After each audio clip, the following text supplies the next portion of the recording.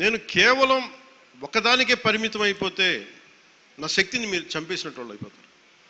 నాలాంటి వాడు మీరు ఎంత బలం ఇస్తే బయట ప్రాంతాల నుంచి వచ్చి అసలు నన్ను ఏం చేశారు లాస్ట్ టైం, మా జిల్లాల్లోకి వస్తే మా ప్రాంతాల్లోకి వస్తే మేము అడుగు పెట్టాం, మా నియోజకవర్గాల్లోకి వస్తే చాలా నాకు చెప్పి వాళ్ళు మటుకు నేను ఎంచుకున్న నియోజకవర్గానికి వచ్చి మొత్తం వ్యతిరేకంగా చేశారు.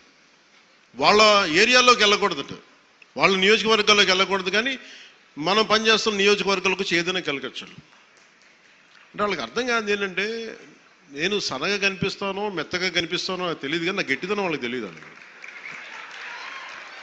అంటే మీరు మొండి పట్టు పడితే మీరు గొడవ పెట్టుకోవాలనుకుంటే నేను సంసిద్ధంగా ఉన్నాను, ఎప్పుడైనా గొడవ పెట్టుకున్నాను.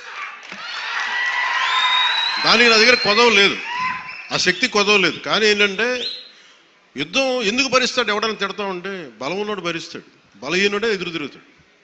నేను ఎప్పుడన్నా సరే నా వ్యక్తిగతంగా నేను ఎప్పుడు గొడవ పెట్టుకోను. వ్యవస్థ కోసం ఇబ్బందులు అయినప్పుడు నాకేంటి, గత ప్రభుత్వం అద్భుతంగా పనిచేస్తే నాకు ఎందుకు అవసరం ఏముంది, అసలు పాలిటిక్స్ రావాల్సిన అవసరమే లేదు.